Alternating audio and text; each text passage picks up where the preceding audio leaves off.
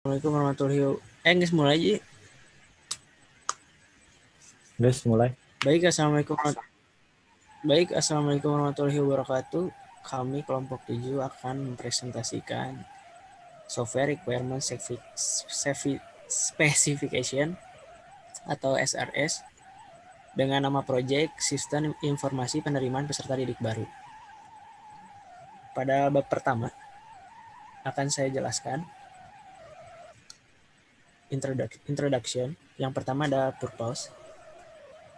Pada saat ini, perkembangan teknologi informasi dan komunikasi atau yang disingkat dengan TIK, khususnya teknologi komputer sudah sangat mempengaruhi berbagai bidang kehidupan, baik di bidang ekonomi, sosial, budaya, maupun pendidikan. Salah satu produk teknologi yang populer adalah teknologi website. Teknologi internet dapat mempermudah untuk mengakses data dan mencari berita maupun informasi secara online. Pemanfaatan teknologi informasi berbasis website tidak hanya dimanfaatkan oleh perusahaan ataupun pemerintahan, namun sudah mulai menjadi kebutuhan mendasar dalam pemanfaatan media informasi online berbasis website. Ini dimanfaatkan di dunia pendidikan. Hal ini dapat dilihat dari hampir sekolah tingkat menengah pertama maupun atas sudah mempunyai website. Kalau SD mungkin yang belum ada, tapi dari SMP sudah ada website sekolah itu sendiri. Karena sangat mempermudah para calon peserta didik baru untuk mencari informasi dan melakukan pendaftaran secara online. Manfaat website ini di sekolah selain dimanfaatkan untuk menyajikan informasi secara online bagi aktivitas akademiknya dan masyarakat, namun sekolah juga sudah mulai mengoptimalkan website untuk dijadikan sebagai sistem online yang membantu. Salah satu sistem yang sangat terkenal adalah sistem informasi penerimaan peserta didik baru atau PPDB. Perkembangan teknologi website tidak hanya dari sisi programming dan desainnya yang semakin baik, namun kemampuan penyesuaian user interface dari device berbasis komputer sekarang ini seperti laptop, tablet, maupun smartphone sudah menjadi tuntutan setiap website. Nah, website yang menyesuaikan tampilan dari berbagai device disebut dengan web responsive. Panitia PPDB yang bertanggung jawab atas keberhasilan pemenuhan kuota siswa membutuhkan kerja. Hal ini tentu menjadi permasalahan tersendiri yang harus dihadapi panitia.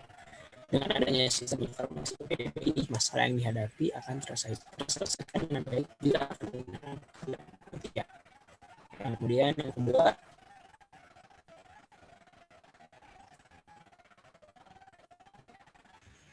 dokumen. Yang kedua ada intended audience atau dan rating solution. Dokumen SRS ini dapat digunakan oleh tim pengembang atau developer sebagai acuan dalam pengembangan sistem informasi PPD. Selain oleh developer, dokumen ini juga dapat digunakan oleh para stakeholder terkait seperti user yang tentu akan menggunakannya, tester, dokumen, writer agar dapat mengetahui spesifikasi kebutuhan apa saja yang dalam sebuah sistem informasi PPDB yang akan dikembangkan. Nah, untuk user tersendiri itu adalah calon peserta atau pelajar ya. Yang ketiga ada project scope. Sistem informasi PPDB mempunyai manfaat signifikan dalam rangka optimalisasi kerja panitia PPDB di sekolah maupun calon peserta didik. Beberapa keuntungan PPDB online antara lain, 1. Proses pendaftaran online bekerja 24 jam, 7 hari nonstop, jadi nggak ada berhentinya, tetap terus online gitu. Dan yang kedua, memudahkan calon peserta didik untuk mendaftarkan diri dimanapun dan kapanpun. Jadi fleksibel ya. Cuman dalam kapanpun itu harus digaris besar bahwa nggak misalnya hari ini daftar, tapi nggak ada ketentuannya, ada jadwal pendaftarannya. Yang ketiga, menjadi beginning question bagi sekolah sehingga masyarakat menilai positif terhadap pelayanan dan pemanfaatan teknologi modern. Jadi masyarakat itu melihat pandangan sekolah itu tuh, wah keren nih, modern, teknologi banget gitu. Jadi bagus ke pemerintahnya juga, ke sistemnya juga, ke sekolahnya apalagi. Yang keempat, bagi pihak sekolah yaitu memudahkan untuk menyeleksi peserta didik berdasarkan zonasi, menentukan peserta didik tertentu layak atau tidaknya mendapatkan beasiswa dan sekolah tersebut bisa transportasi. Dan untuk mendapatkan beasiswa berarti kan nilainya itu ada tercantum ya data dirinya. Terus kalau transparansi itu jadi nggak ada suap menyuap dalam masuk ke sekolah ini gitu. Dan ini referensi yang diambil dan dimasukkan ke dalam dokumen SRS ini. Oke, next bab 2 akan dijelaskan oleh Puji Sudaryanto. Baik, di bab 2 ini ada overall description. Yang pertama itu organisasi. Visi dari PPDB program ini menjadi program yang memiliki kualitas dan meningkatkan efektivitas di bidang pendidikan yang mendukung kemajuan teknologi di era digital. Lalu misinya yang pertama meningkatkan kualitas sistem informasi di bidang pendidikan, kemudian mengoptimalkan potensi dasar calon peserta didik, menyelenggarakan sistem pendidikan yang kreatif dan inovatif. Lalu yang keempat, membangun keunggulan sekolah agar menjadi sekolah masa depan di era digital. Lalu ada struktur organisasi dari sistem PPDB atau penerimaan peserta didik. Yang pertama itu kepala sekolah sebagai penanggung jawab. Lalu ada ketua pelaksana PBB, PPDB, lalu sekretaris, bendahara, seksi publikasi, seksi pengolahan data, seksi pendaftaran, lalu ke divisi pengembangan IT dan ke operator, semua terhubung ke divisi pengembangan IT. Lalu yang kedua, ada produk perfektif, yaitu layanan PPDB online adalah sebuah sistem layanan yang dirancang untuk melakukan seleksi pendaftaran peserta didik baru, mulai dari proses pendaftaran, proses seleksi, hingga pengumuman hasil seleksi yang dilakukan secara online dan berbasis waktu nyata atau real time. Seperti yang sudah disebutkan di atas, bahwa pengertian sistem PPDB dalam konteks sekolah di era digital memiliki cakupan yang luas. Tentunya dalam menjabarkan pengertian tersebut, para panitia memiliki sudut pandang yang mungkin berbeda-beda, akan tetapi tetap memiliki landasan berpikir yang cukup kreatif untuk menghasilkan program yang inovatif. Adapun manfaat yang akan dirasa oleh masyarakat dan tenaga pendidikan Indonesia dengan dibangunnya perangkat lunak sistem PPDB ini. Yang pertama yaitu pelayanan publik yang makin efektif kepada masyarakat. Lalu pelayanan yang lebih baik, lancar, dan menjangkau cakupan yang luas. Kemudian yang ketiga, mendorong penguasaan teknologi informasi pada masyarakat, mendapat pelayanan PPDB yang tertib dan lancar, akses 24 jam dan dapat diakses di mana saja selagi ada internet. Lalu yang terakhir, lebih mudah, fleksibel, transparan, dan cepat. Lalu yang 2.3, user class and karakteristik. User yang akan terlibat dalam proses sistem PPDB online tersebut memiliki hak akses dan berperan sebagai administrator dan melakukan proses pendaftaran dan pengelolaan data oleh pengembang IT dan operator panitia. Berikut tugas-tugas dari panitia PPDB. Yang pertama itu kepala sekolah tugasnya menetapkan kebijakan dan peraturan PPDB, lalu memberi pengarahan kepada panitia, bertanggung jawab dalam pelaksanaan PPDB, dan menerima laporan PPDB.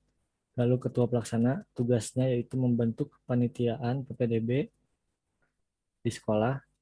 Lalu yang kedua membuat laporan kepada kepala sekolah, merancang, menyusun, dan melaksanakan kegiatan PPDB, dan mengurus persiapan dan pelaksanaan PPDB.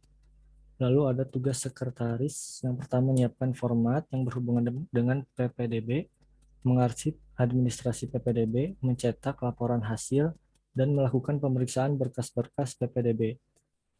Lalu ada tugas bendahara, yaitu merencanakan, menyimpan, dan mengeluarkan keuangan yang berkaitan dengan PPDB, dan membuat laporan dana keuangan. Lalu ada seksi publikasi, tugasnya menyiapkan kepentingan publikasi, berupa banner, brosur, dan lain-lain. Lalu mengirim surat pemberitahuan tentang PPDB ke sekolah-sekolah, lalu menyampaikan hasil sosialisasi pada sekolah, pada kepala sekolah dan panitia, sosialisasi untuk website. Lalu yang keenam, tugas dari divisi pengembang IT. Yang pertama ada membuat database calon peserta, merancang dan merumuskan masalah sistem informasi, berkoordinasi dengan seksi publikasi, seksi pendaftaran, dan seksi pengolahan data. lalu mengelola dan membuat sistem aplikasi web PPDB berupa front-end dan back-end-nya, kemudian melakukan pengelolaan sistem PPDB, menguji bahan untuk sosialisasi, menguji dan memperbaiki kesalahan bila ada bug di program, lalu membuat desain pada sebuah web atau aplikasi, melaporkan hasil pengelolaan secara keseluruhan kepada ketua dan panitia.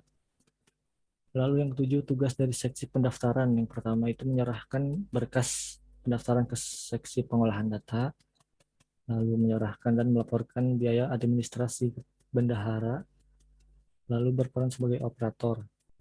Ya, peran sebagai operator melayani pendaftaran pada sistem online yang berbasis web, kemudian data calon peserta pada sistem database, diinputkan data dari calon pesertanya, kemudian melakukan verifikasi berkas calon pendaftar, dan mencatat serta menyerahkan jumlah pendaftar secara keseluruhan. Lalu yang terakhir mencetak tanda bukti pendaftaran atau nomor peserta pada calon peserta didik. Lalu ada tugas dari seksi pengelolaan data. Yang pertama menyerahkan laporan data hasil pendaftaran. Yang kedua sebagai operator melaksanakan proses input data calon pendaftar ke sistem database, lalu mengoreksi data calon peserta dan mencetak hasil data pendaftaran. Kemudian yang kedua 2.4 operating environment atau kebutuhan perangkat komputer atau laptop yang digunakan operator PPDB yang mencakup perangkat keras dan perangkat lunak.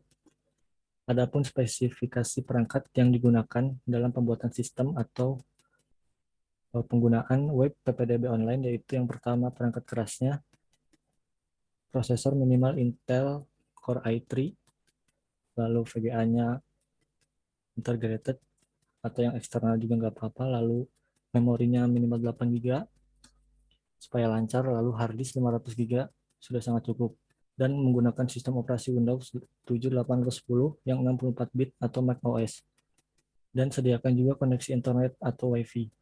Lalu pada perangkat lunak atau softwarenya, yang pertama itu sistem operasi, sudah jelas ini mah langsung web browser itu berupa Chrome, Firefox, dan lain-lain, serta pengolahan data Microsoft Excel untuk menghitung misalnya keuangan atau statistik data pada calon peserta didik, lalu pengolahan data itu untuk berisi pengumuman kelulusan atau formulir pendaftaran dan lain-lain.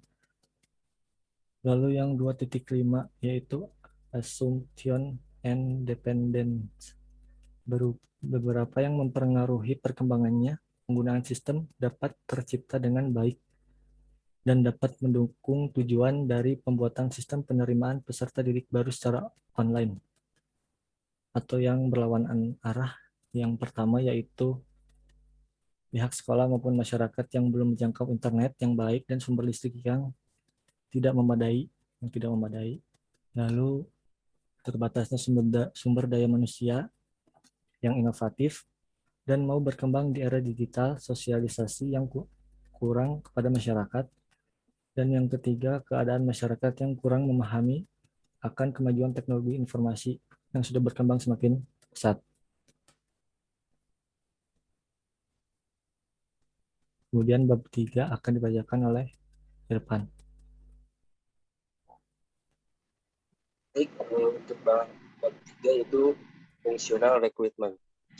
Itu kebutuhan fungsional adalah kebutuhan yang berisi proses-proses apa saja atau layanan apa saja yang nantinya harus disediakan oleh, mencakup bagaimana sistem harus bereaksi pada input tertentu dan bagaimana perilaku sistem pada situasi tertentu. Yang pertama ada detail fungsional recruitment. Yang pertama ada fungsi admin, yaitu dapat melihat data pendaftar peserta didik baru. Lalu yang kedua, dapat mengedit data pendaftar peserta didik baru. Yang ketiga, dapat menghapus data pendaftar. Yang keempat, dapat menambah data pendaftar. Yang kelima, dapat mengedit status pendaftar. Lalu ada fungsi user. Yang pertama, melihat data pendaftar peserta didik baru. Dan yang kedua, mengantri data pendaftar peserta didik baru. Aktivitas diagram user, lihat data pendaftar peserta didik baru pada gambar di atas dijelaskan. Aktivitas diagram dimulai ketika user masuk ke website PPDB.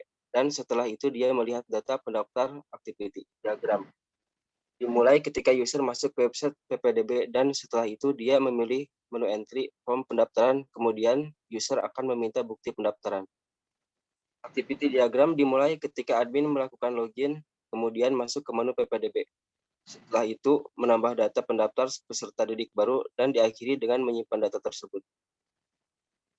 Sekuensi pada pendaftar peserta didik baru atau PPDB dilakukan oleh pendaftar atau calon siswa, yaitu dengan melakukan pengisian form pada website PPDB. Jika pendaftar sudah melakukan pendaftar, panitia akan melakukan pengecekan data. Kemudian panitia akan menyeleksi pendaftar. Setelah itu, sistem akan menampilkan informasi kepada pendaftar di website yang telah disediakan.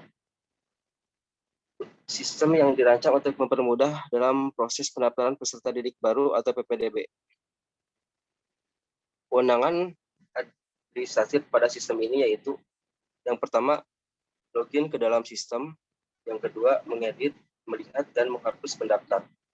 Yang ketiga, menerima atau menolak pendaftar. Selanjutnya, bab 4 akan dilanjutkan oleh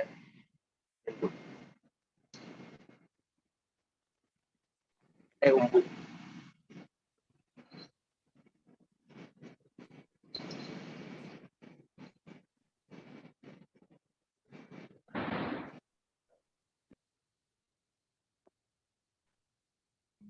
Non-functional requirement.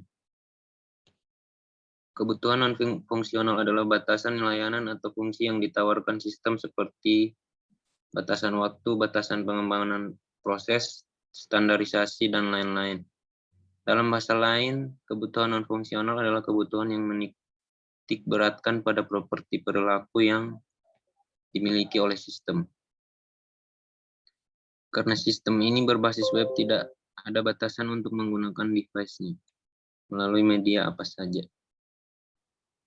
Ada juga berbagai macam kebutuhan yang akan dibutuhkan pengguna seperti kebutuhan antarmuka pengguna, kebutuhan antarmuka perangkat keras dan perangkat lunak, serta kebutuhan komunikasi. Hasil dari observasi melalui website dan jurnal, maka kebutuhan yang dibutuhkan dan diinginkan pengguna dapat dirumuskan sebagai berikut. 4.1 Performance requirement atau opsional. Yang pertama itu menggunakan bahasa Indonesia. Yang kedua menampilkan logo dari sekolah yang asli. Yang ketiga tampilan responsif dan menarik. Yang keempat dilengkapi pemberitahuan tentang kelulusan ujian, jadwal ujian, dan jumlah pembayaran untuk ujian. Selanjutnya sistem bisa menentukan mana pendaftaran siswa dengan jalur yang siswa ambil maupun siswa yang mendapatkan KIP. Selanjutnya layanan dalam website dilengkapi menu untuk pengaksesan sebagai berbagai fungsi yang disediakan yang telah disebutkan pada pembahasan kebutuhan fungsional. Terakhir, interaksi pengguna dan perangkat lunak dilakukan dengan menggunakan keyboard atau mouse pada komputer atau laptop. Sedangkan pada smartphone dioperasikan seperti website pada umumnya. Selanjutnya ada safety requirement.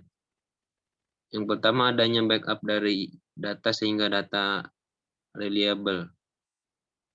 Selanjutnya penyimpanan data login atau history.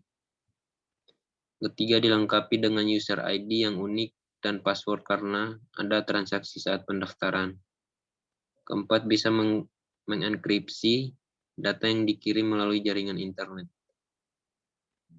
Kelima, data-data tidak bisa diakses oleh orang yang tidak mempunyai hak akses.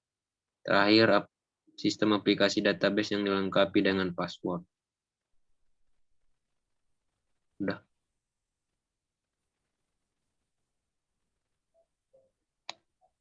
Software quality attribute, yaitu mudah dioperasikan karena platform ini bersifat multi-akses sehingga mudah digunakan oleh orang tua, guru, maupun siswa. Dan dapat diakses dengan response time kurang dari 10 detik. Selanjutnya dapat diakses selama 24 jam non-stop, kecuali jika ada perbaikan. Minimum memori 128 MB. Dapat diakses dengan platform manapun seperti komputer, laptop, smartphone. Terakhir, pembaruan sistem.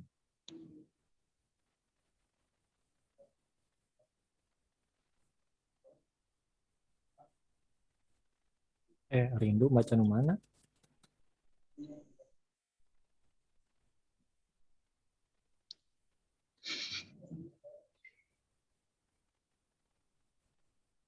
Ini habis, udah. Si Rindu belum. Rindu belum baca, Rindu. Mending ulang, woy. Nggak tahu baca yang mana. Apa gimana? Sok we tutup we. Tutup?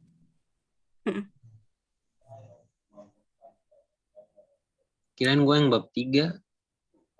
Ya lu bab 3 sama Irfan tadi.